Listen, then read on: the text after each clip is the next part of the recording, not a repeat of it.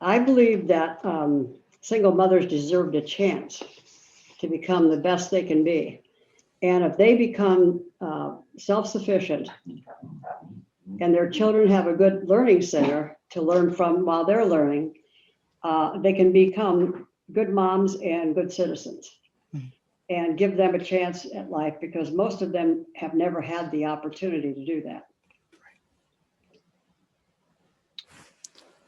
So you kind of explained it already, but can you kind of give just a brief description of what the Glen does and what it does, and also why you wanted to start something like the Glen?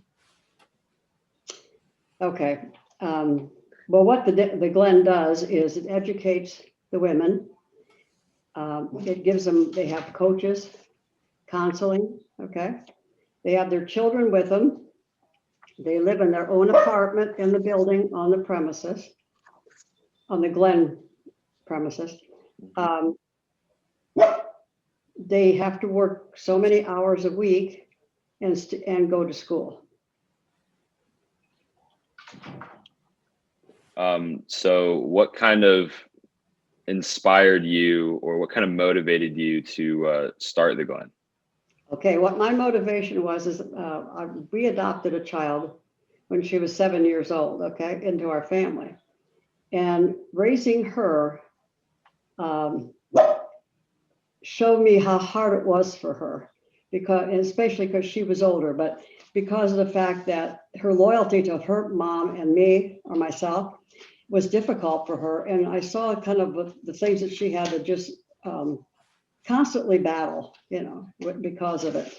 And actually, as it turned out well, I mean, after so many years, but I often thought that if her mother could have gotten her life together and could have been the kind of mom that could have raised her, I think it would be better for her, because I think all children belong with their biological mother if they can be, And so that's really what I started for, because I saw her struggles and I thought, this happens to a lot of children, not just the one we had, not just Tina.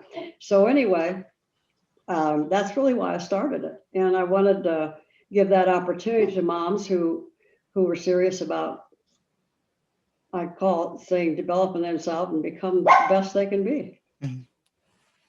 So, how do you think the presence of the Glen has impacted the Dayton community? Well, I think it's been a positive presence. I think it's impacted the community by educating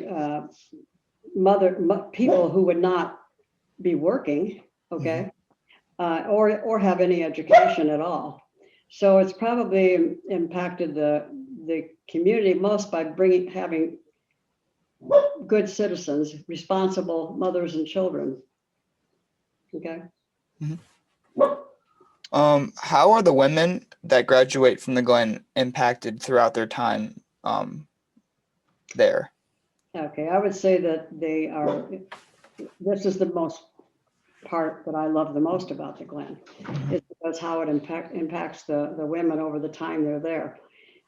They become loving themselves, they become self-sufficient, independent, believe in themselves. And most of all, they have starting an education, and they also have their children being educated well. So I think it has such an impact on the total family, actually, the mother and the child. And the more the mother's there and is able to work through her issues as whatever she grew up that caused these issues, they just become stronger and stronger. And to me, they're amazing. They're just amazing the way they come from no opportunity, give them a little opportunity, and they're very successful. Almost. Absolutely. That's awesome. Yeah, I think it's really cool that that the Glen is there for these people, because sometimes they feel like they've lost all hope and that no one really is like there and caring about them. But then there are places like the Glen that will bring them in and help them get back on the right track in their lives. So that way, when they leave, they can go out and be successful. And I think it's a really great thing that what you guys started. Did you ever think that it would get to what it is today? I didn't. I had hoped it would. Yes. Okay. Obviously, you have to wait and see how things go. The Glen probably has worked actually better than I expected. The women have taken to it because I think it's amazing because they come in there and they don't know themselves at all. Right. And what they do is through this process of learning, finding out they first of all can learn, okay, and educate themselves. They most of them probably haven't. They had to take remedial classes to start Sinclair, but actually once they did that, they were fine. And I also think that.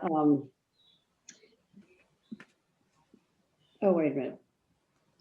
The fact that they become a human being to themselves, they feel good about themselves, you know? So, I mean, I think it's just self-awareness all the way around, and as a mother also. I think it's really cool how just even one or two people giving someone hope can really transform someone's life, because people that come from not believing in themselves, or again, like you said, not thinking themselves a human, when they have somebody else like that believes in them, it really helps them transform into a different person. And it's really cool to see that. Well, they're lost. These women are lost, and they don't know how to get out of the hole they're in, really. I mean, somebody has to help them with opportunity to get them. I mean, for me, it's a great joy to see this happen, and it's such a reward for me, more than it is probably for the women, even though I know they're rewarded by it. But it's so rewarding to see them become the women they are and the mothers they are to their children. And I look at it as breaking that chain, because most of the children that we have, their children at the ELC we've interviewed and had certain follow-up on, all of them talk about going to college. Their mothers never thought about going to college, you know, but all of them, that's exactly how it's affected their mother and them also, in thinking that what their worth is. I can do this, you know, I can do this. So I think that the impact has been really wonderful for them. It has changed their lives and their children's lives. Absolutely. Go ahead. I was going to say, how would you say, just going further with changing their lives, how would you say that the Glen changes their lives outside once they're done with their time at the Glen? Okay, well, they obviously live on their own. Yeah.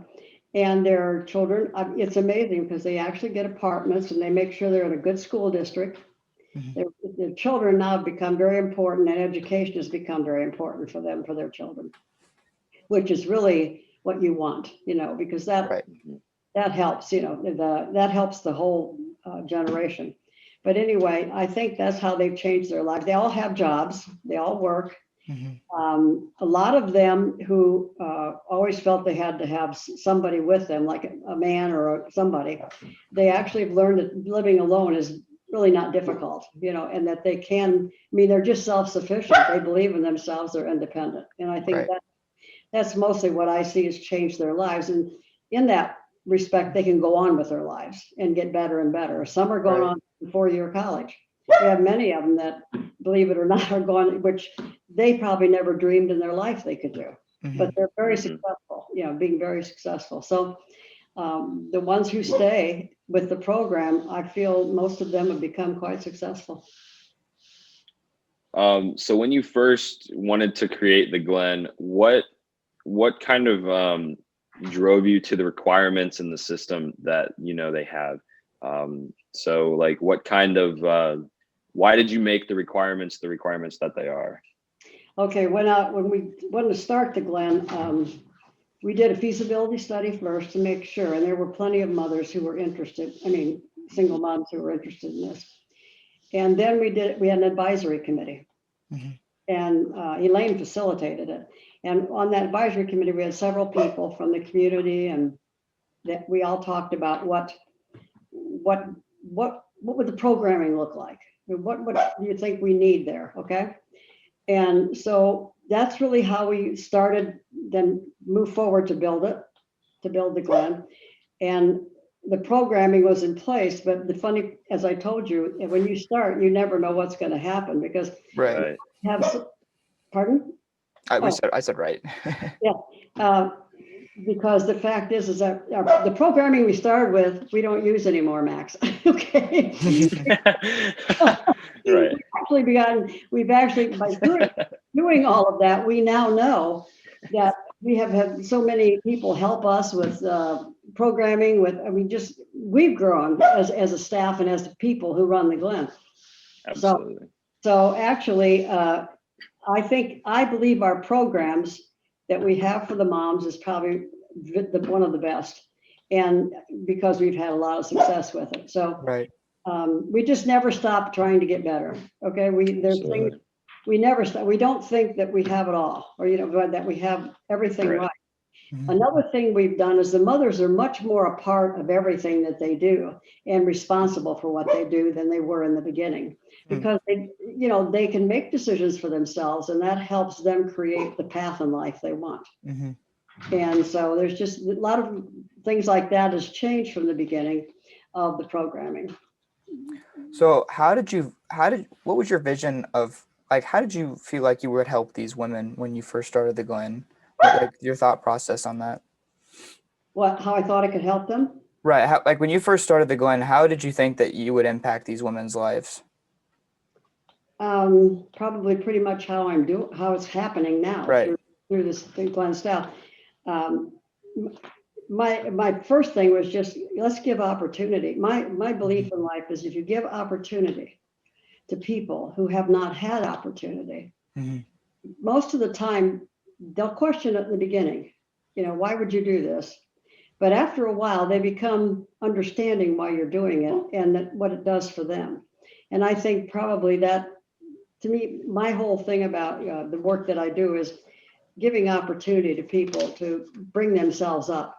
We just give opportunity and help programming. They do all the work themselves. We don't do anything, really and honestly. It's not about us. It's all about them and how they've been successful. But it hasn't been easy for them, but they had to do the work. Absolutely.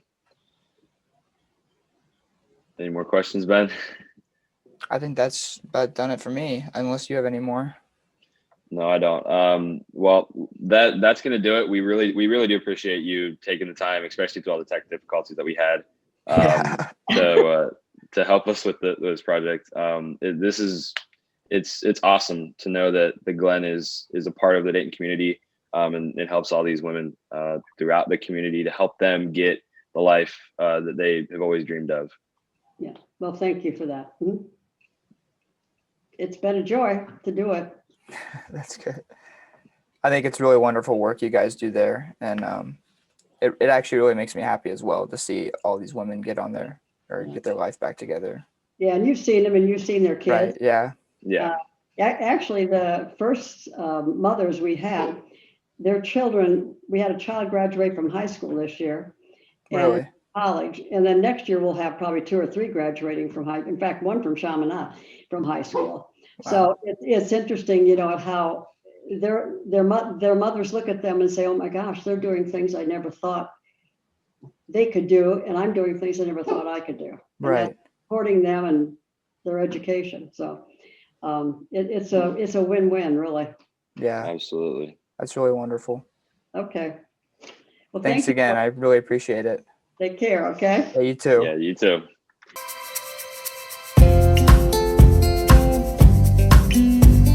Yeah, so we'll start off with so what is your job at the Glen? Just a simple describe. Okay, well, Sorry. I'm executive director, and the purpose of that position really is to ensure that the vision and mission is implemented and managed throughout the course. Okay. So, for me personally, it's also about being able to implement a personal journey of someone as the founder's dream, and making sure that it comes to reality. So I take that very seriously. Absolutely. Right. So what kind of drove you to work for an institution such as the Glen? Well, first of all, I started out as a contractor for the Mattil Family Foundation, and I was really the facilitator for the planning session over a year and a half. And as we got closer to the end of that assignment, I thought I might just like that executive director position. So I kind of threw my hat in the ring. What attracted me to it was the mission itself, being able to be part of an organization that is helping people grow and develop, helping their children get an educational foundation and help them build a better future. The second was the passion of the founder. It's hard not to see it. It's hard not to buy into it. And so that to be able to come out of corporate world, and I had some great bosses there, but to come out with somebody who had such a passion for the work, I knew it would be a wonderful place to work. And then the other was the fact that it was a startup. I love startups. I love starting something from scratch. It's a challenge. And so being able to be on the ground floor of this was pretty special to me. Can you just give a brief description about what kind of work the Glen does? The work is about facilitating the moms looking internally and developing a life plan. There's short-term goals along the way, but really what do you want in the future for yourself and your children? So it's really guiding that discovery, the entire place. And that includes life skills development. It includes some real in-depth conversations with their coach and maybe sharing for the first time things that have happened in their past that have been hard to talk about. It's about helping them shape where they want to go for their career and really, well, you know how coaches are because you're both in sports, being that person who holds them to accountability, but also is their biggest cheerleader as they go through their time here at the Glen. So what are ways for high schoolers, seniors, juniors, sophomores, freshmen, even particularly people maybe in 7th or 8th grade, what are good ways that they could possibly come out to the Glen and do service?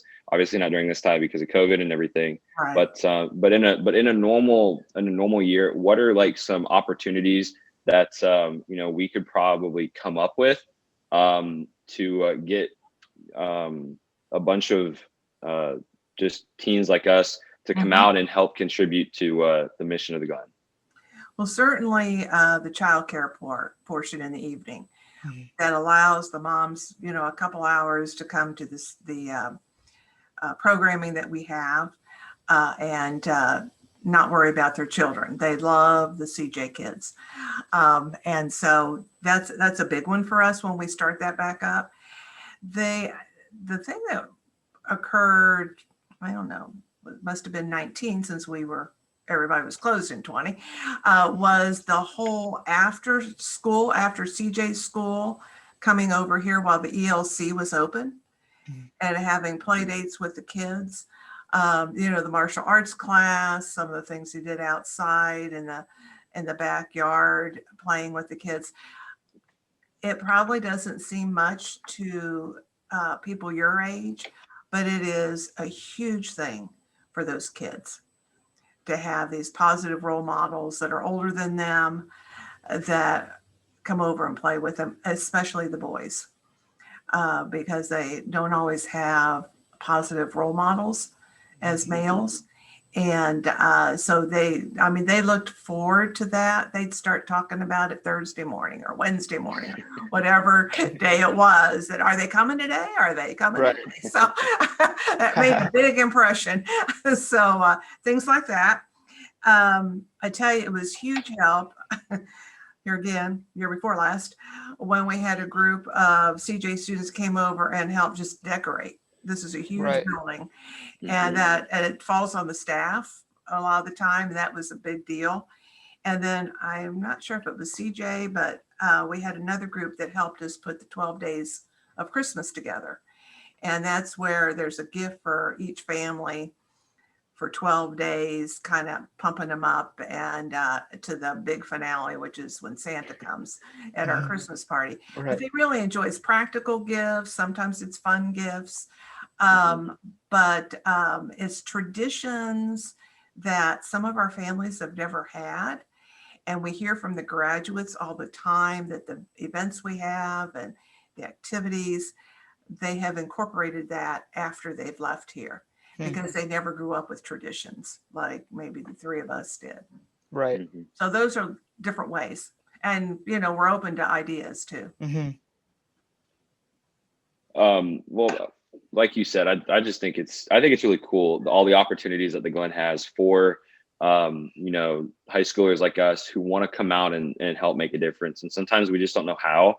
You know, the small things like you said, decorating and just playing with the kids. For me, it really does make an impact, especially when you said, you know, they look forward to us coming on the weekdays. That really shows and inspires a bunch of us. What we're doing is making a bigger difference than we probably think, even though we're just playing with them. Something that we normally do, you know, on a regular basis.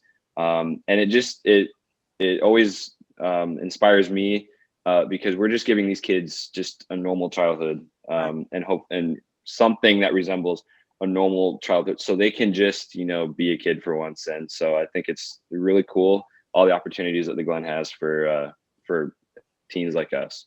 Oh, good. I want to add to Max's point. I remember junior year coming in and serving at the Glen after school. And I remember you would always say to me before we went outside that the kids always look forward to it during the week and waiting for us to come back, and they talk about it all the time. So that makes us really happy whenever you said that. It makes us feel like we were actually making a difference. You really are. And I know it Right. seems like a small thing because you're used to it. Right. Yeah. With cousins and siblings and, you know, but they don't always have that. Right. And, but yeah, they get very excited. So that's really cool to hear. Yeah. So another question here. How do you see the work of the Glen impacting our Dayton community in the future? A couple different ways. One is building resilient families that are able to develop a job, fill good paying jobs within the community. I don't know how much that you know, but there are certain big gaps in trained workforce to fill some of the jobs. And so I think this is a huge way. Medical is really a big thing for us. We have several RNs now. We've got 2 LPNs that are graduating this year. That's a huge field because there's so many nurses that'll be retiring, and probably early after the pandemic. Right. May move those dates up. but having resilient families, having jobs that they can hold, and then I think also hoping that we build a good educational foundation for their children as they enter into the various schools they may select. So when you decide who comes into the Glen, do you just can any single mother go into the Glen, or is there like a system requirements or criteria that they have to meet before they are allowed to go to the Glen? There's some black and white requirements, which is you have to be 18 or older, 2 children, no more than 2 children, age 5 and younger, drug-free. You can't have any type of violent felony behind you, that type of thing. Have a high school diploma or GED, which we get a lot of calls where we have mothers who don't have those, but we are really interested in the advanced education. So high school or GED are required.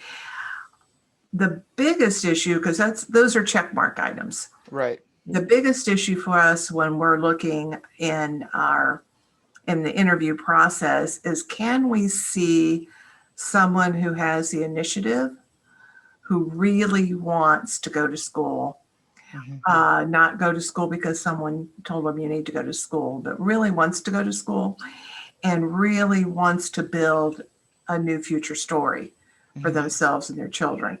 Now, we aren't, 100% on making that selection, but we try to investigate that while we're there to see how serious they are in the program. Because it's tough. It's Mhm. when you think about our average age here is 24. Mhm. But even then, most of them have had a tough life. I've often told people when I give tours, I don't know that I would get out of bed in the morning, knowing some of the stories that I know. And so it's tough. And then you've got children, and you didn't expect to be by yourself raising those children. And then you're trying to go to work because you're living paycheck to paycheck, and then you're trying to go to school. And, it's tough. I mean, I went to my entire college education was at night, and I worked full time, but I had a husband and I didn't have any children. And, so I had a Right. good education behind me.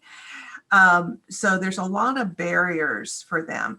And so I'm looking at somebody who can help or can really work through those barriers. We can certainly help with many of those barriers, and we do, but that has that initiative that really wants it.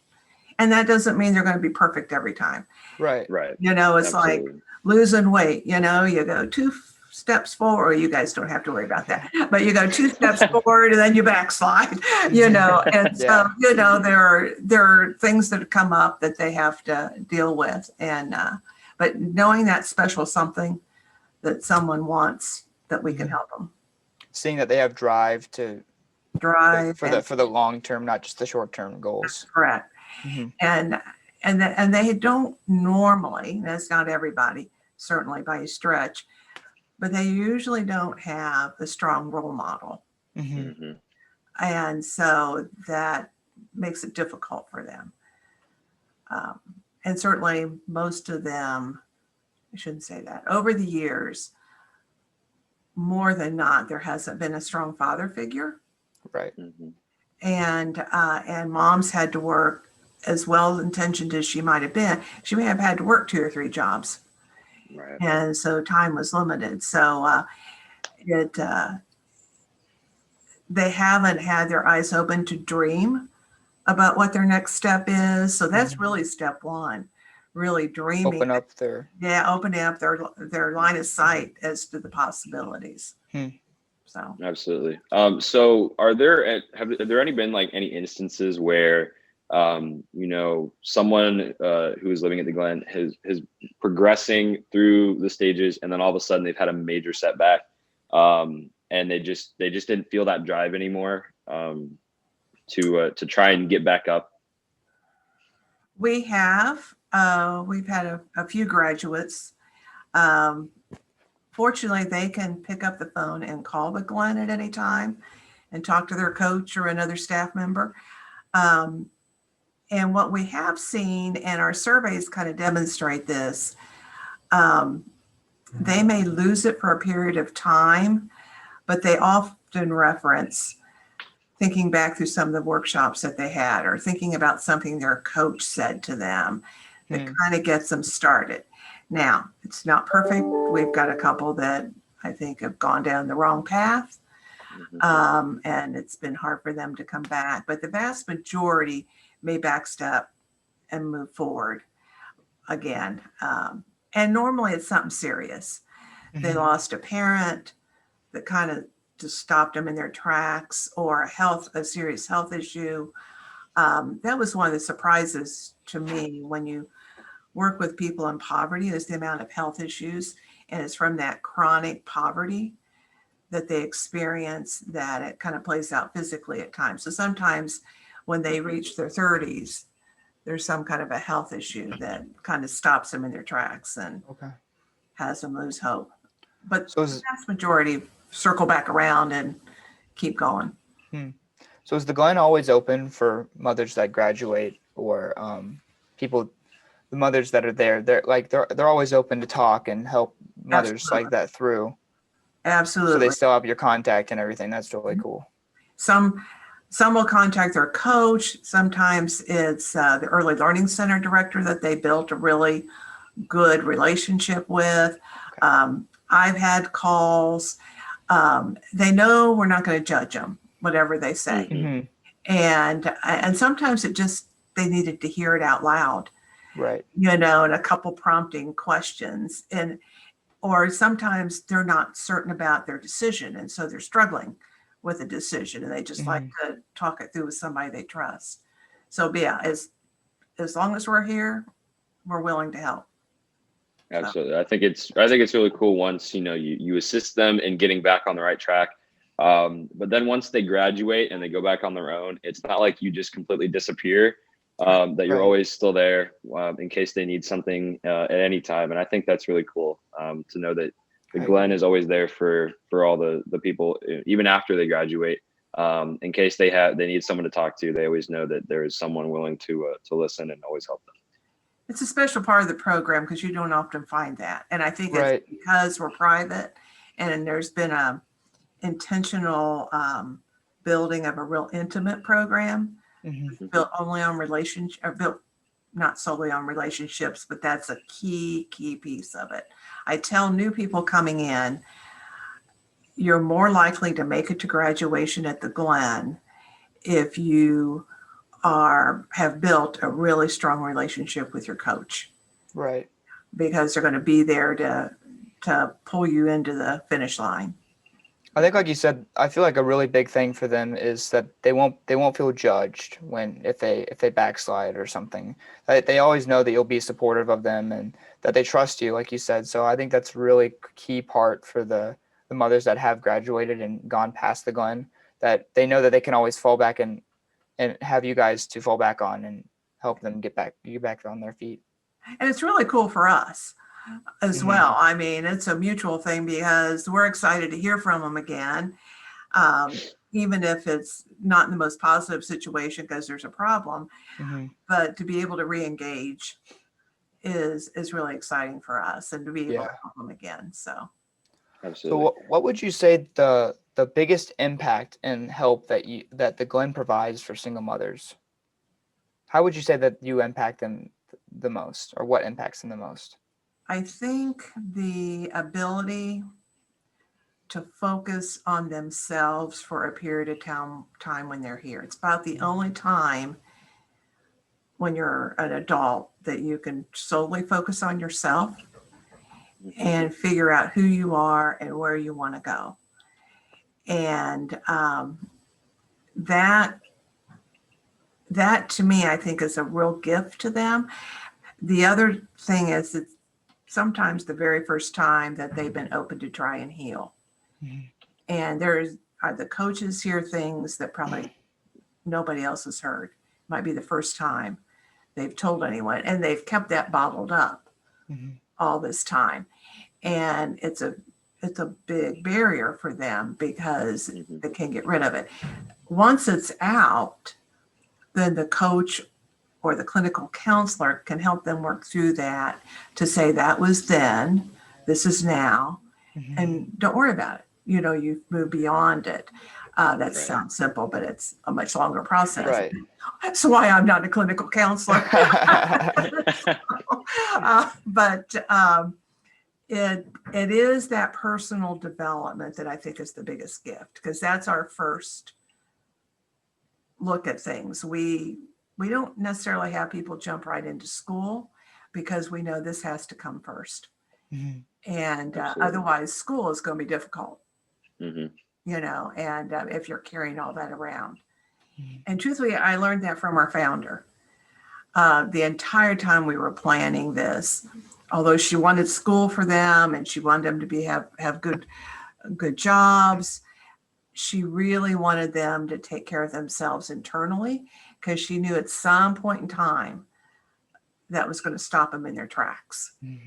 And if they learn about themselves now and build up skills to handle things in the future, their life will be so much better. Absolutely. So just one final question for me. Circling back to the beginning where you said you were kind of there from the beginning, and you wanted to start something from scratch. What has it been like to be there from the beginning and work through what all the progressions and all the development that to where the Glen is today. Oh, that wasn't on the list, Max.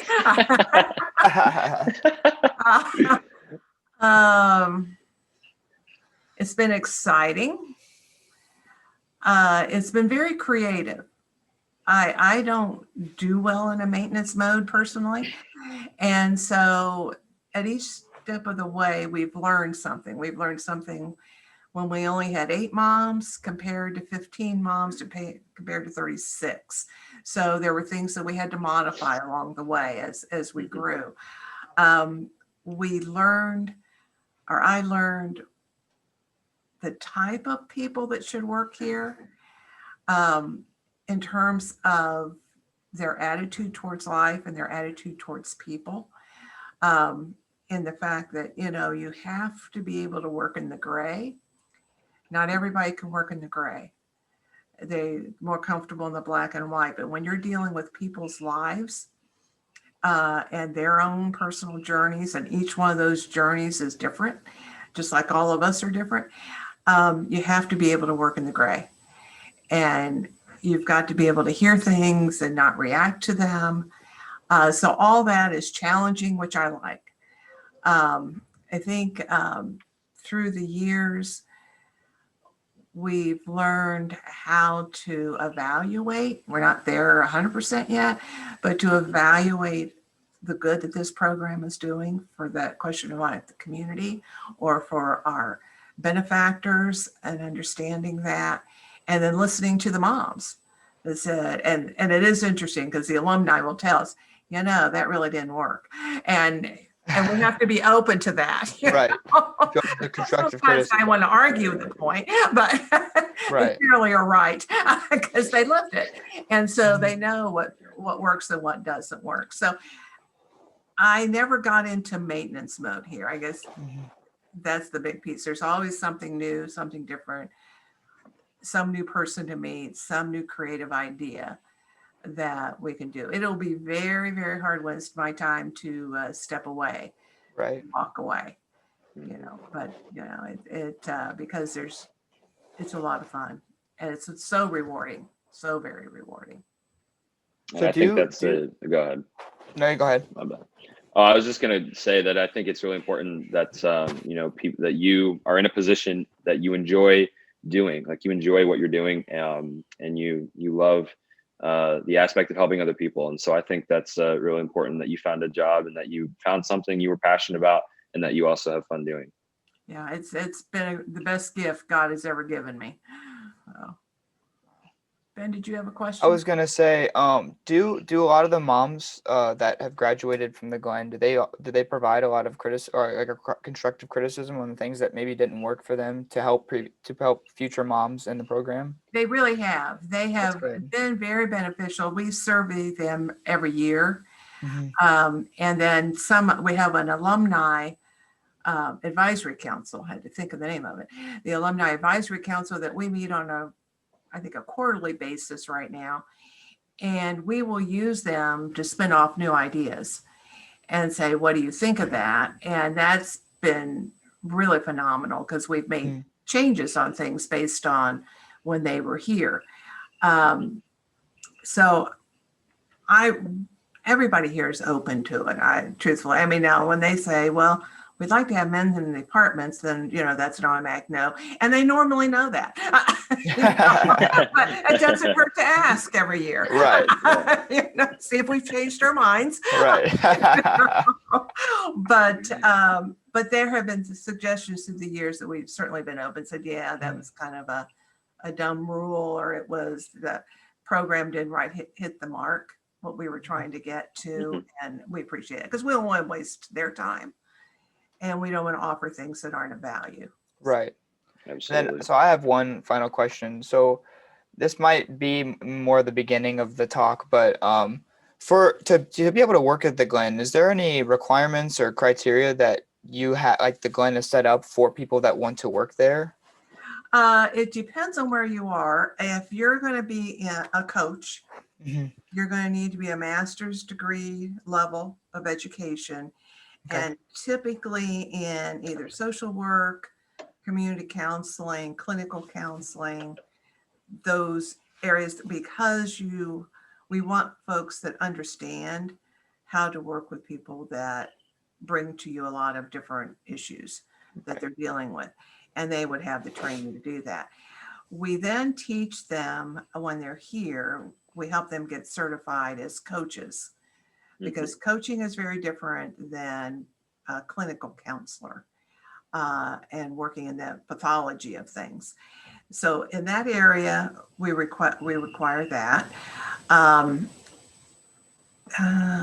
the administrative area, it's accounting, IT, security, HR. So it would be your typical credentials, bachelor's Okay. degree at least. Maintenance, we're looking at people who really have real practical skills. From managing 22 acres, there's 9 buildings here. They don't just manage contractors, they actually do some of the work themselves. And so being hands-on is a critical thing. The Early Learning Center, we require bachelor degree teachers, because the kids that come in with a variety of issues too, because they've been exposed to things. And so we want people that are able to do more of an assessment early. And we have the resources then to bring some support to that end and help that child. And I think that covers about everybody here. So. Well, thank you for agreeing to help us out, and Well, you're Absolutely. welcome. we really appreciate it. Well, I'm happy to help. I know the capstone projects are really important. Yeah, and it's been really Absolutely. kind of difficult this year because we can't Yeah. really do like in-person service due to COVID, but it's also nice to be able to have conversations about what stuff we did last year and what for our ISGRPs and stuff. So is everything virtual when you actually present your capstone? Is that how they're? We don't know. We don't really Don't know know yet. Yeah, I think they're still deciding.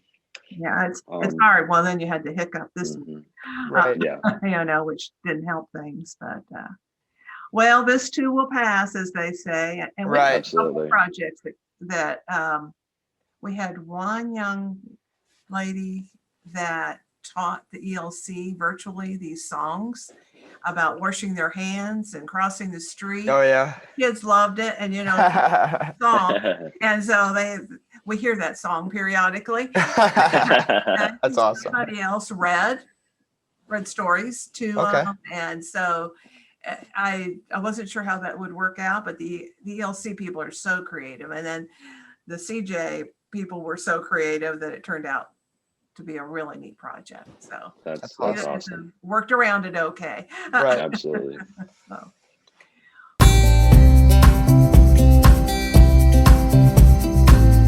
We were told that you are a life coach for the Glen, if I'm correct. Okay. Can you kind of describe what a life coach is and what the role of a life coach is? Well, yes, I can. So as a life coach, first of all, my graduate degree is in counseling, community counseling, and counselors diagnose and treat. And so they do deal with a lot of pathology.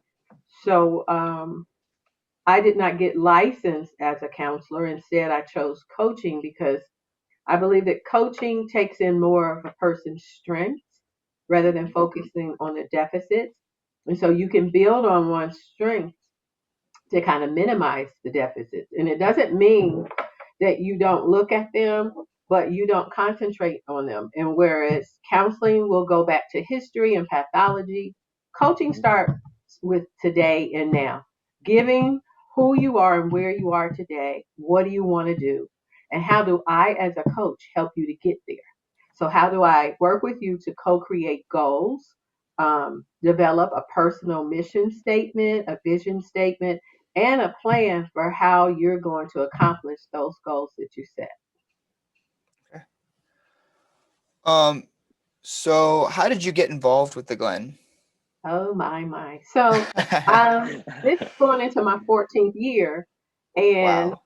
Yep, I have had a long relationship with the Mateel Family Foundation starting back in 1999. So prior to coming here, I worked with the Omega Community Development Corporation, and we did social services, and I had a program called Phenomenal Woman for women and moms, and additionally, I was on the advisory council, myself and my director from Omega, for the Glen to begin the planning back in 2003.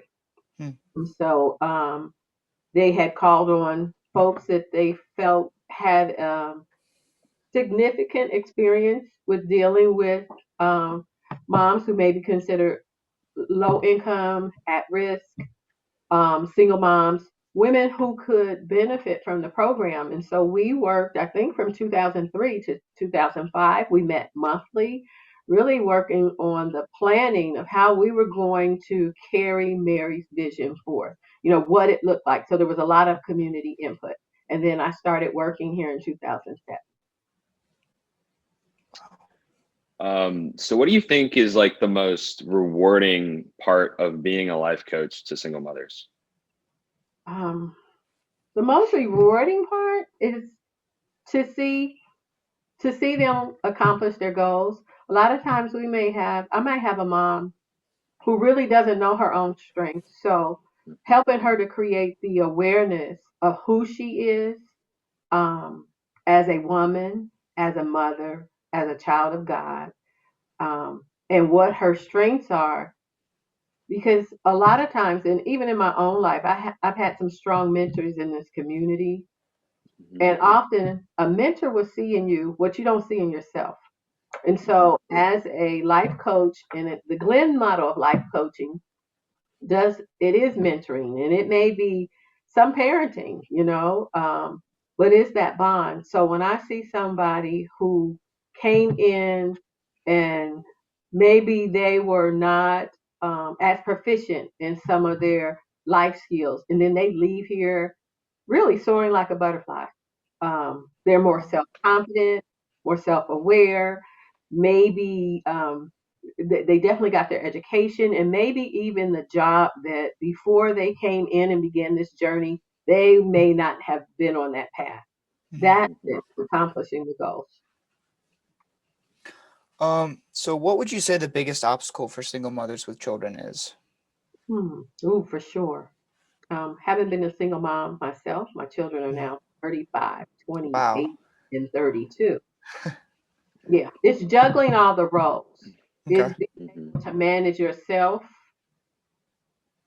and your time, and to be able to be mommy, to be employee, to be student, work in your church, work in your community, really prioritizing those things. And sometimes you have to give up some stuff in order to really accomplish your goals. And so I see that the ability to do that when they first come in, for some, is very difficult. Over time, because we present structure, we have the early learning center for their children, so we eliminate a lot of the barriers that that present themselves. Not really believing in themselves and their capacity to do. Once those obstacles are eliminated, that's another big obstacle for them. Okay. What do you think is the most common reason that single mothers come to the Glen for help? Well, because they want a life change.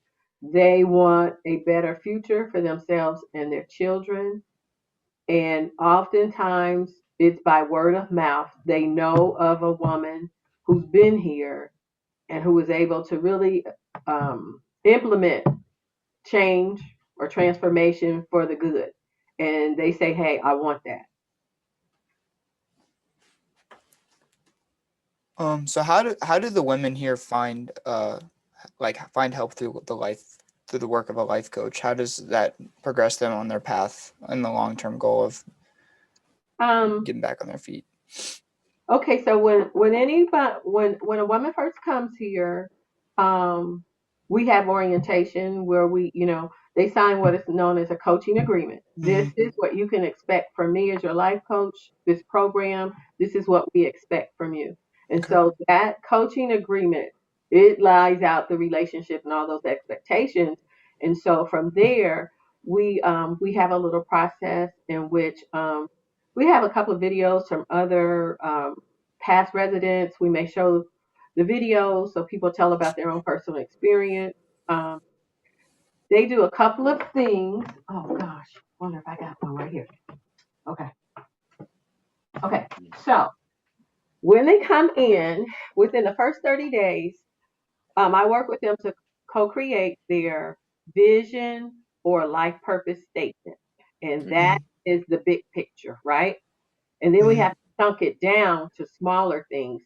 Um, they'll do a vision or life purpose board. So let's put that in, let's make that visible, because research tells us that when people write out their goals or either have a mental picture of it, something visible, not just mental, but tangible, they're more likely to accomplish those goals.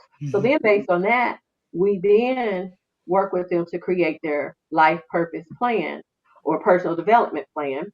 And that's going to set some 90-day and some 6 months goals. So we set goals in 7 areas. Hope I can get this right. Um, educational, spiritual, financial, social, emotional, parenting, and physical. Mm. So they don't typically work on all 7 goals at one time, but everybody's on an education goal, and we want them to be on a financial goal. Right. And a lot of them do the emotional goal.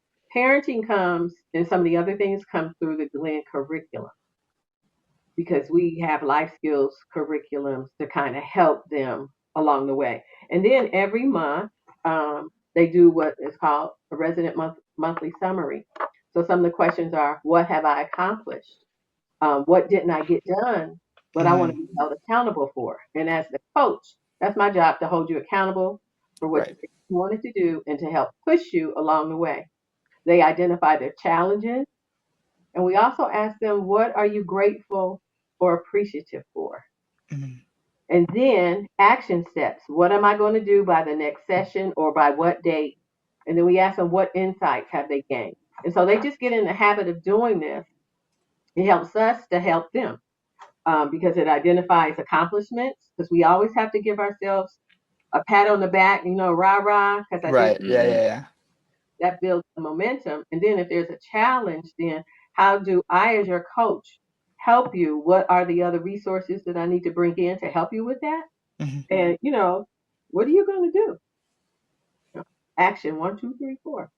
So that's how we really kind of help steer our program, support them with coaching activities.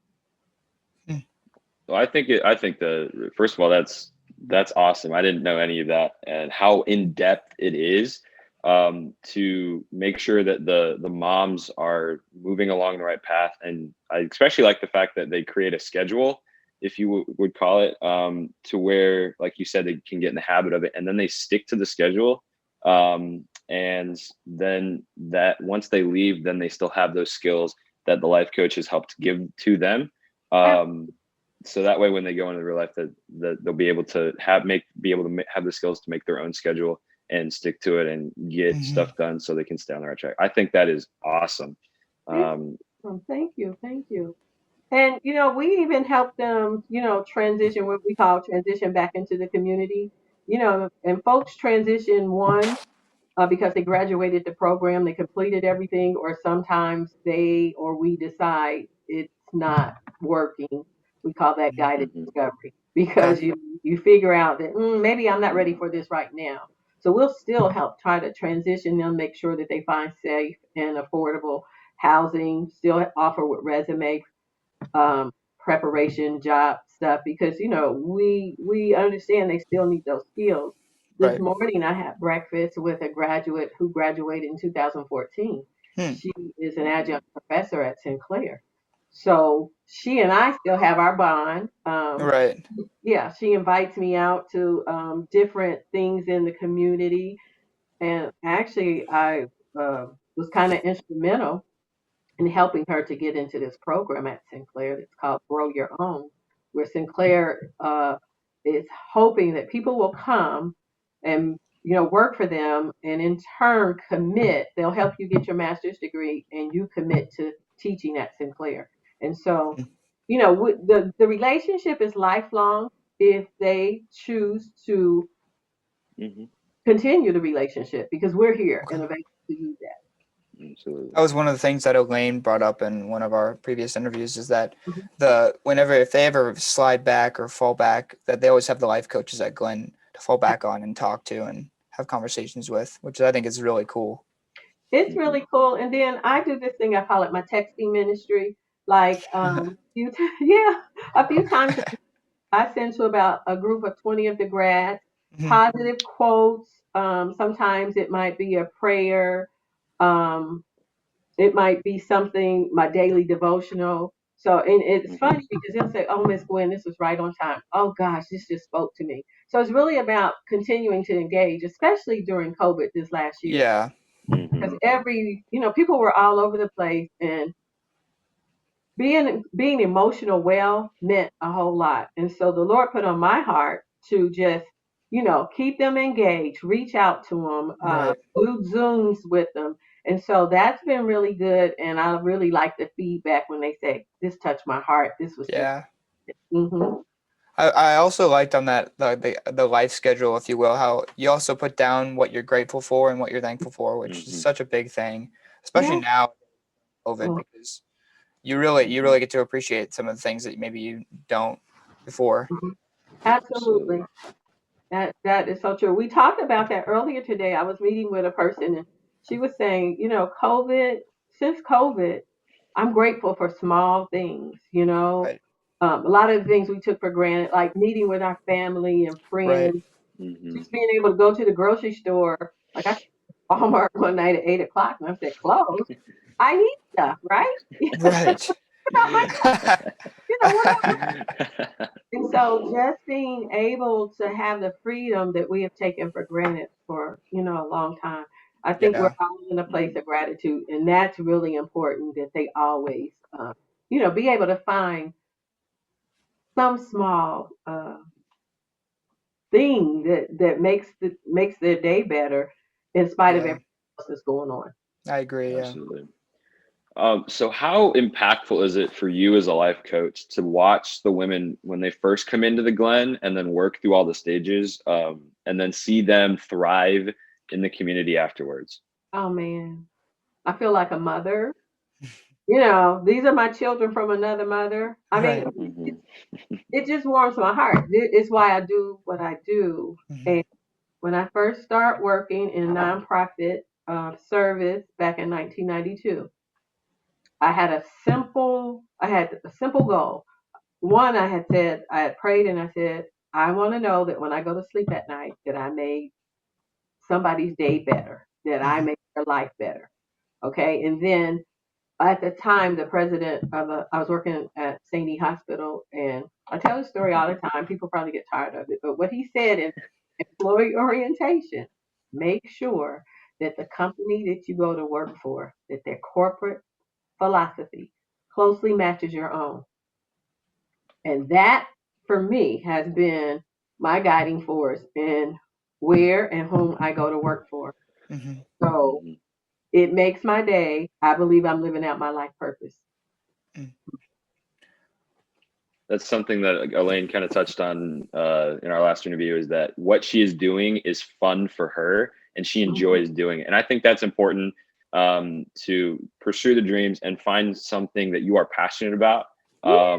and work for it. And so I think it's really cool to see you, and Elaine, and probably all the staff members at the Glen, doing something that they love, um, to see the rewards and all the things that come with it. Yeah. This is not work, it's more ministry. And it is fun. Yeah. Like, I mean, I've been here going on 14 years. I haven't stayed anywhere. And so, it doesn't really feel like a job or work. It feels like service. I am a community servant. I'm a servant leader. And I believe this is what I was put here to do. When I was on the advisory board, I remember one day when the light bulb went off. And I said, I'm going to work there. Now, it took 4 years or 3 years, I just remember one day saying, that's for me. And so I've never regretted it and I've never looked back. And I believe that I can be more impactful because as we learn more, we know more, we grow more. And I think that I still have more to offer, even though, getting older and the women seem like they're getting younger and it feels Yeah. like, am I Yeah. still, relevant? Hmm. But I think I am. And as Yeah. long as I can serve, that's what I plan to do. So That's awesome. as a life coach at the Glen, how many mothers do you coach? Currently, I think I have 9. We typically will have up to 15. And that depends on the level of intensity Okay. because there are some who need more hand holding, they're more intense. And then also because we've had people to leave, we had people graduate, and during COVID, we were not doing really active recruitment. We have just now started to actively recruit as the COVID numbers are going down. Mhm. Okay. And so we will probably all be very full again. Life has changed, people's needs have changed. So yeah. Well, I don't have any more questions, Ben. Do you? So the last question I have is, do the mothers have any requirements to graduate from the Glen? And if so, what would those look like? Okay, so yes, they are supposed to obtain a certificate, like a long-term certificate, and I think that's 11 or more months. Okay. Degree, diploma, if it's a training program, that meets their academic requirements Okay. to graduate as a Glen graduate. And then we have the Glen Graduate Honors Program, which is the additional life skills curriculum that we offer here. And I think it's like 168 credits, but 12 credits of community service. Okay. And so those are programs like Savvy Women Save, that's finances, effective communication, cultural diversity, um, conscious discipline in the parenting. I teach something called the Butterfly's Journey, which is I call it psychoeducational and empowerment program that really Okay. speaks to spiritual, mental, and emotional competencies. We have some more. Oh, boundaries, very important. Right. Yes, healthy coping and wellness. So that builds the Glen curriculum.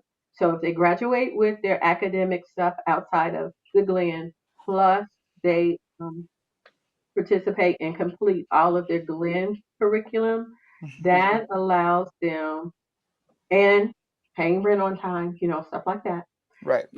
that allows them to graduate with honors. Okay. And yeah, So are there different levels of graduating from the Glen, or? well, just graduate and graduate with honors. Now, to Okay. be a graduate with honors, so what we say, because for every credit or every class they complete, it's an investment. It's an Right. investment. So they are potentially earning dollars because we have something called a personal development account. And this is in which, over the time that they're here, that they save at least $2,000 in this personal development account. And we then match it 3 to 1. So if they've saved 2,000 and they've met all of their graduate with honors requirements, they can possibly earn 6,000. So when they leave, they have $8,000 to put as a down payment on a house, to purchase a car, to help them with safe and affordable housing, etc. Wow. So there's a big bonus to being Yeah. That's really cool.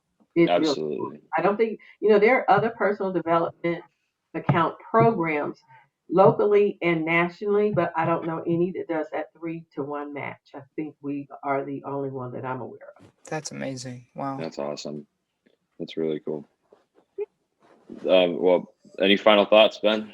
That's all for me. I really appreciate you helping us out here, Miss Gwen. Yeah.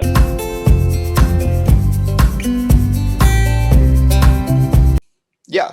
So what is your role as the ELC director? It's pretty big. So, of course, the number one goal is to uphold the vision and the mission of the Glen community. Mhm. Um, I need to show servant leadership when I interact with the residents um, throughout the day and as I work the different events that we have. Right. A given is to maintain Ohio Department Job and Family Services licensing requirements, Okay. as well as our step up to quality requirements. We are a 5-star rated center, Okay. so there's a lot that goes into making sure that we maintain those standards. Mhm. I'm also responsible for selecting staff, developing staff, maintaining budget and the allocation of those funds, enforcing our curriculum at the Early Learning Center, providing assessments for the children, and partnering with families to help them advocate for their children as well. And one that I pride myself on, so earlier I was part of the Kindergarten Readiness Summit Committee. Mhm. For the last 4 years, I have sat on their board to help them create the summit and build it. And so earlier today, we had that for the first time on Zoom, and it was really good. So, another big part of my job is communicating with community collaborators to see um, what they need from us and possibly what we could get from them as well. Okay. All right. So what made you want to work for the Glen? So, when I first applied for the Glen, it had been open for about 18 months, and the ad that I applied to was really generic and it didn't tell you who it was for. It was just like teacher All right. and then it listed the qualifications. So imagine me driving up to a gated community and my first thought was this has to be like a senior citizen facility. So I don't think that I'm in the right place. But then once I was there, our former director, Jenny Crane, she Mhm. explained to me what the Glen was, and I was just so excited. For me, it's all about partnering with family. So I was a Head Start parent, and after I got my associate's degree in early childhood education from Sinclair Community College, I became a Head Start teacher. Mm. And from Head Start, I came over to the Glen. So Okay. even with going into Head Start, I appreciated them collaborating with families and meeting them where they are and helping them build their resources. But I do feel that the Glen is a step ahead of that because we're all together on the campus and we really are a community. So I appreciate that. I feel like the Glen is my extended family. Mhm.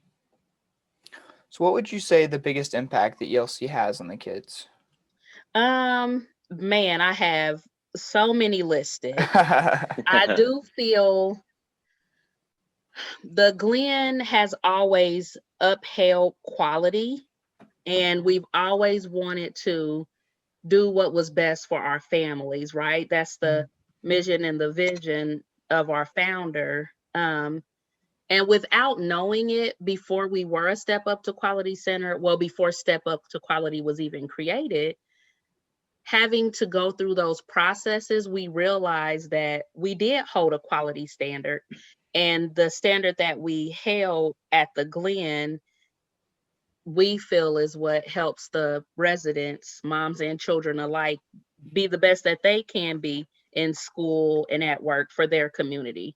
So I really feel like it's the standard that we hold that helps the children and the residents. Mhm. So what kind of skills and the education do the kids get from the ELC? So we do the high scope curriculum, and it's really child centered. The Mhm. whole curriculum is so we build the curriculum around the child and we focus on the whole child, whether it's their physical activity or social emotional, Mhm. and so on and so forth, all of those cognitive skills. um, we make sure that we build on the child. So we meet them where they are, and then we scaffold them to where they need to be developmentally, and we provide Mhm. developmentally appropriate activities based around their interests. Okay. So what are the biggest challenges that the kids at the ELC face? What I'm hearing a lot of the community say is please prepare them social emotionally for school. Mhm. So once they enter school, they'll be ready and they can self-regulate if anything happens when it comes to problem solving with behaviors. Okay. So right now, that's where I feel even our community with all the mental health that's going on is to make sure that people and children know how to self-regulate. But Mhm. there's of course so many other skills that we do teach. Right. But Mhm. social emotional is really big in the community right now. Just make sure that kids are grounded so that they come to school prepared to learn for kindergarten. Would you say that's the key? That's the key one right now? Yes. Okay. Like before we would hear people say, make sure they know their ABCs or, Right. even if they can recognize the uppercase letters. We're not hearing that anymore. They really Mm. want children who are stable social emotionally so that they can get them to focus while they're in school on Okay. learning. So Mm. it's a really big one. A lot of schools Right. are doing social emotional things at school to help the children even more. So that's our big task. And Yeah. our social emotional curriculum is conscious discipline. And being in the thrust of things, we're Mhm. always like, are they getting it? And the good thing about changing the guard is I was able to ask our assistant director, Miss Gretchen Carey, I'm like, do you think we should just get rid of conscious discipline? Is there a better way? And she said, Marquis, I'm just going to be honest with you. You all have, out of all the centers I've been in, she's like, you all have conscious discipline down and you actually do it. So it Mhm. was just Mhm. good to hear from a fresh set of eyes that we are doing what we feel is right for the children with social Wow. emotional development. That's really cool. Yeah. Mhm. So are there like different levels of the ELC for, or maybe different age groups for the ELC, or is it all just kind of like one big thing? So we have 5 classrooms. Okay. That includes Okay. 2 infant and toddler classrooms. Those children Mhm. could be anywhere from 6 years to 2, not 6 years. Oh my goodness, 6 weeks. You'll have to edit that part out. 6 weeks to 2 years old.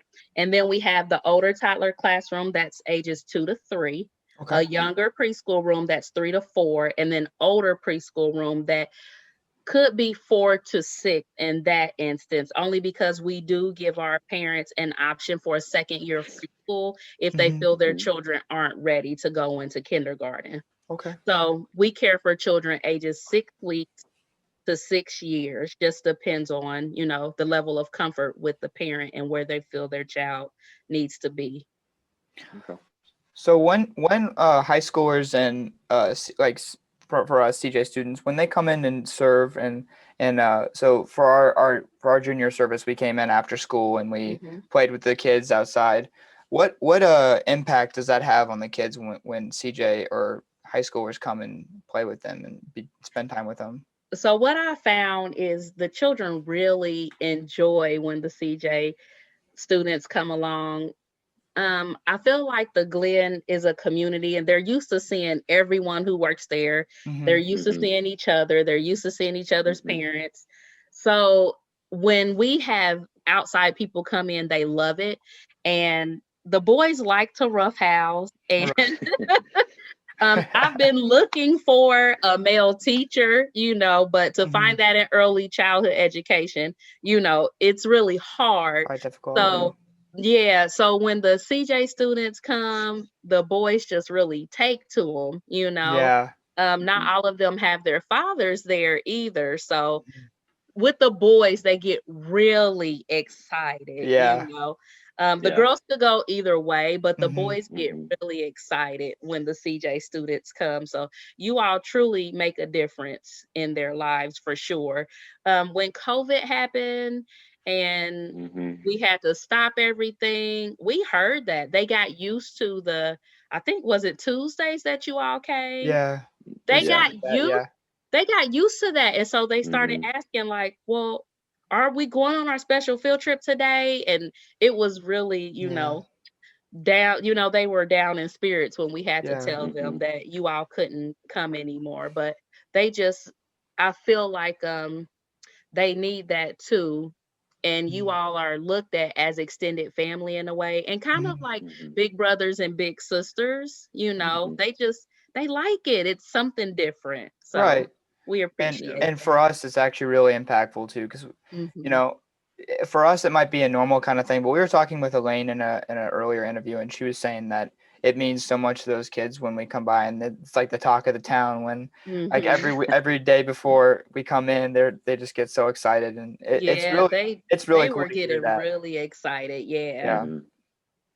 Yeah, I think it's really cool too because it also gives them a sense of just being a normal child, and just having just people to look up to, like Mhm. ourselves, and just to have fun with. We're there to have fun. We're there to do any crazy thing they want to do. Right. Yeah. And I think it's important for them to know that there are people that will are interested in the same things they are, and also to for us to be a role model to them is really cool to see them take our interests and we take their interest in the activities that we do there. Yeah. I mean, they really Yeah. they really enjoy It's it. really cool to So hear that, though. We love hearing that stuff. Absolutely. So is there like a graduation process for the ELC, or once they reach 6 years, or what happens after that? we do have a really nice graduation at the Early Learning Center. We weren't able to have it because of COVID, so Right. I still Yeah. ordered caps and gowns and backpacks, but No. a lot of times the children we'll ask the children questions like, how old is your mom, or you know what is something that your mom does that is nice for you, and just kind of giving back to the moms so that Mhm. they can see what their kids think. And sometimes it's funny because they'll say things like, my mom is 99, or they'll say she's 8. So, but there's never like an in between. Like there's Mhm. never like the actual Hmm. age. It's always a Yeah. Yeah. couple years older, or just really old. But for the for the parents to see that and to hear them, they sing their songs. We present them with their diplomas, and they Mhm. just do so much different things. So the only criteria is their parents saying, hey, I just want to let you know that my child will be entering kindergarten in the fall. Now, we work with the mom on the front part, just to help her select the correct school for them, or Hmm. if they need any other resources, we're there to provide those resources as well. We visited school with the residents prior to many, many years. And even during the Okay. school year, if they feel that there are academic issues, or maybe the teacher is seeing something that we didn't report to the mom, they'll come back Mhm. and ask like, hey, did you notice that he does this little quirky thing, or what have you, so that we still partner with them. So Okay. just because they go off Okay. to kindergarten, we're still there for them. We're the Glen community, so we're going to support them on Absolutely. every Right. hand. So once they get into kindergarten, do you guys periodically check in on the mom and the kid to see how they're doing outside of the ELC? Yes, usually we don't get much of an answer if everything is good. Right. It's literally like, oh, everything's fine. But it's when there's issues that they're like, well, let's talk about it. And did this occur at the ELC? Or if it's something that they know occurred at the ELC, then it's like, is it okay if that ELC teacher speaks to their teacher, just Mhm. so they can give them some tools to work with the child, if we found Right. certain things helped, Because you had so. experience with them Hmm. before. Right. I think Mhm. the biggest disadvantage though is they go from this free-flowing environment, right? That we're not making them sit down at the table at this desk, and Right. this is what you're doing, and right now we're doing reading, Mhm. it's Hmm. more free-flowing. We do have plenty of activities for them to do, but they can pick and choose what they're going to do. Mhm. Um, Right. so that's one issue. The second issue is, since we do practice conscious discipline, We have safe spaces when children do not feel comfortable being around other people, and maybe Okay. they just need a break. So some classrooms have little tents, and there's different emotion pillows in there. We talk through our emotions and we talk about what happened, and Mhm. help them to problem solve how they can rejoin the group. Well, you can't find that at kindergarten, right? No. Yeah. Right. No. I just have to, I'm just expected, if I'm having a moment, to just get over it. Right. Right. Right. So I mean, that's the Mhm. unfortunate part, and we Right. are attempting to help them a little more once they get in the older preschool group and we know that they're going to kindergarten. We have a break off classroom that they do sit and do more work to assist in that transition, and we're talking more about feelings instead of encouraging them to go off in an area to be alone. So we're Right. trying Okay. to bridge that, preschool to kindergarten connection. Mhm. Right. So how many kids are actually in the ELC? Right now, we only have 40 enrolled, and that's Okay. with that's between the 5 classrooms. Wow. Our numbers are extremely low. Okay. I But figured because of COVID and stuff. Right. right, that's And because of yeah. COVID. And then we only care for um, the children of our residents. And then if I have a teacher that has a child, the child can come as long as numbers allow. Okay. So, Mhm. but our numbers are extremely low for a child care center. And that too, I feel, attributes to the success rate that we have at the Glen Mhm. Early Learning Center. Because you can provide more focus on the kids rather than Mhm. having 6 at a time. Yes, we Okay. definitely That have makes more sense. individualized attention. So Mhm. did COVID bring the numbers down a lot? It did, but we're back up to, I would venture to say, about 85% attendance right Okay. now. So I still have some Okay. moms that just they're not comfortable. Which I is feel okay. that they will get Mhm. comfortable as the immunization is being distributed. And the Mhm. governor did allow for childcare providers. So we weren't on the list with the teachers. Okay. But this today, we can be vaccinated today, That's good. Yeah. So I do have quite a few teachers that have scheduled those vaccinations because they do want to do what's best to protect themselves and the children. And the children, right? Mhm. And I think that's very important. Yeah. So, kind of circling back to when you first started here, what has it been like watching the Glen develop over the years, and from where it was when you first came in to what it is now? It has been amazing. The coaching is totally different than when I first came. So, um, at first there was a really hands-on approach, and Mhm. I feel this is what you need to do. And nursing is booming. So let's make all these people nurses. Mhm. And now it's more like, well, what are your interests in, and things of that sort. So we're allowing the mom to take the lead while we're kind of pushing her to greatness. We're allowing her to Mhm. build her resources and make her own decisions. The Early Learning Center, I feel, is a lot more structured now than when I first started. And I do attribute that success to the step up to quality, because as I stated, we were doing a lot that was required of us, but having to sit down and write that out. What does this look like, and how are we Mhm. showing that we're doing that? Yeah. That helped us a lot to think about more of our processes and get things, put down on paper and in order. Mhm. So I feel we're doing great, and the Glen community is it's thriving, and Yeah. it's awesome, That's got to be to awesome to watch see, it. It especially from is. being there from the beginning. It's like, whoa, Mhm. this Yeah. is just amazing now. Like, Yeah. that's crazy. So I just had my question. Oh yeah.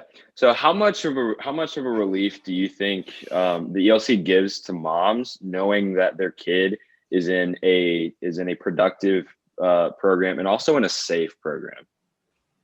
Oh, the moms are they're really excited. Mhm.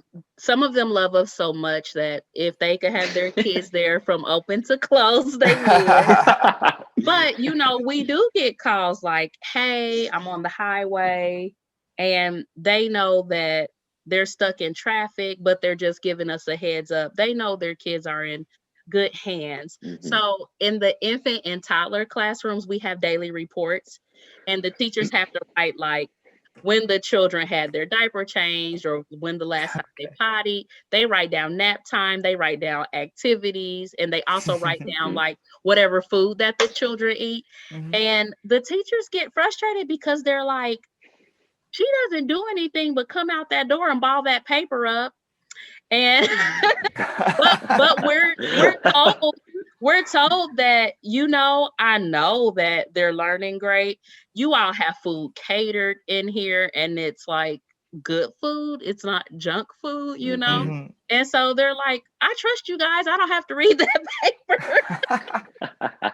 But the teachers are always like, can you just at least take it home and throw it away All because right. we have to fill it Right. out.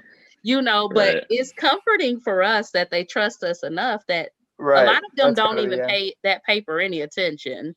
Wow. Mhm. I think They it's probably also trust you important. guys then. Yeah, I think it's important because the moms know that their kids are in an environment where they're safe, and also Mhm. they're learning how to um, you know grow up and stuff, while and then that way they don't have to worry about that. Yeah. And then they can focus on their getting meeting their own criteria and getting back Mhm. on track themselves. And I think that's really cool to see, where moms can just kind of take off that backpack, give it to someone else, and Mhm. that way they're waitlist working on their own thing. So that's awesome. Yes. And even with COVID, when we had to shut down, so the center was shut down from, I'm going to say, like March 20th until June 1st Wow. in Wow. 2020. And we, so one week we worked from home, and I had the teachers write letters to the moms and the children, and the moms really appreciated that. And I even had moms asking like, hey, I know you're going to say no, but it would just be nice if Miss Such and Such can come over my house, because Hmm. I feel that my baby needs that. Mhm. They need that Hmm.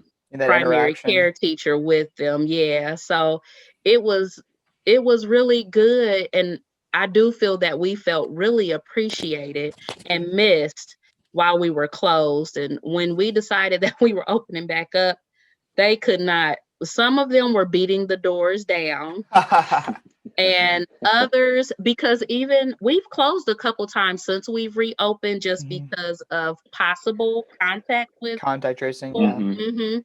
And that last time they were just like, you all just need to stay open. This is our life now. And Mhm. if whoever gets COVID, they just need to stay home, and everybody else just needs to come. I bet it makes you feel really appreciated, and It does, but we it's were really cool able to, though. yeah, and we were Hmm. able to also provide them with different activities. They were Right. reaching out. Hmm. YouTube channels were created with stories. Mhm. There was so much awesomeness going on to make sure that we could still support the moms and stay safe at Hmm. the same time. Yeah. Yeah. I'm sure though it was really difficult for the children to transition from having so much like social interaction to not being able to have so much in person Hmm. and having to go Yeah. online for that long, which Hmm. that kind of stinks. But I mean, Yeah. it's That's it's what the good that you guys one are open back up now. Right. Hmm. But that's what the one mom was alluding to. She's like, I know you're going to say no, but I just have to ask because you might say yes. But Hmm. she's just like, he misses her and he walks around here calling her name, you Right. know? Yeah. So he wanted to be at school just as much as his mom wanted him to be at school. Yeah. And he was probably, when we first closed, he probably was only like 15 months old. And it was just awesome to see how big they had gotten since we had Right. closed. But it was almost like a weekend. Like we Hmm. did not miss a beat. Mhm. Transitioning them back in, they were ready. Wow. were ready to come back to school. That's awesome. Mhm. And I think it also shows, how much the moms appreciate the ELC, knowing, that the reactions that you guys got, knowing how much of an impact it makes on them, and how much fun the kids have at the ELC. Even when they close, they're going to do everything they can Mhm. to try and get it back open and try and get their kids back in that fun environment. Yes. And the parents are just like, well, can we keep the technology piece going? But I still want to bring them to school. But Yeah. they still want, I want to say one of the teachers created a Padlet, and Yeah, I that know was what the that is. Yeah. older preschool teacher, and she, uploaded documents they could write on, like a lot of pre-kindergarten activities. But then they also created a YouTube channel and linked that in there to do the dialogic reading with the children, just Mhm. making sure they keep up on their skills that they had Right. already learned in school. So one mom's just like, oh my goodness, to hear his teacher's voice during that book, his Yeah. face just lit up. Can we Well, get that's more? awesome. That's awesome. So we're just making sure now that we know this whole COVID thing and that we can do this virtually. Hmm. We're making sure that they keep up on those technology-based programs, as well as still providing the programming while we're in school too. Right. That just Mhm. shows how impactful those teachers are to those kids then. Absolutely. All that just explains it. I don't even have to ask a question about that. You just explained it all by just hearing their voice, the face lights up, which I think is amazing. Like, Yes. Mhm. Mm-hmm. wow. So one final question for me is, what kind of, when COVID passes, people are allowed to start coming in again, what kind of service opportunities do you think CJ students, high school students, and even middle school students could possibly get into that involve the ELC? So we actually did a boys study, probably 6 months before we ended up closing, somewhere Okay. between 6 and 9 months before we ended up closing. And we realized that, especially with having an all-female staff, that we Mhm. don't know everything about boys, and we try to make sure that they have the tools that they need for sure. But we did purchase like airplane building materials and just different kits. Yeah. And we were going to reach out to have people come in and build. Now, we weren't just going to do it for the boys, Mhm. but we had all Right. these cool things that we wanted to do for the boys. We're going to include the girls too Okay. Mhm. in that whole STEM piece, Right. and that whole kinesthetic with using your hands and things of that sort. So, but I would love, once upon a time, we had a dad that knew how to play the guitar really well. And he asked if he could come in during large group time. And he came in and he sang a song with the kids, and he just played his guitar. So it's just like, what can we do?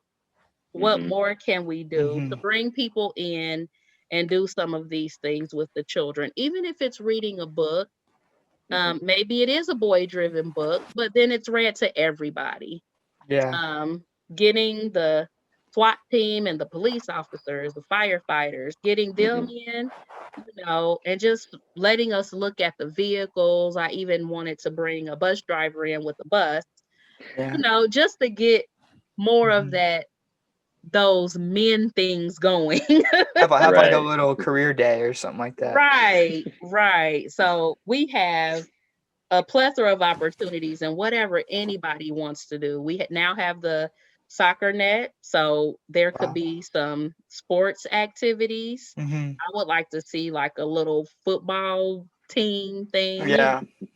or kickball, because not Mhm. everybody likes football, but we Right. do have a basketball court just to step outside and do more sports and transportation, hands-on type building things. For all of the children, but it really be male geared. Right. Well, any final thoughts, Ben? That's it for me. But thank you very much, Markia, for agreeing to do this with us. We really appreciate it, and it Not a helps a lot. problem, not a Absolutely. problem. It was really nice to talk to you all. Yeah. Thank you. Absolutely. You too. Thank you so much. Thank Have a you. great weekend. You also. Bye. Bye.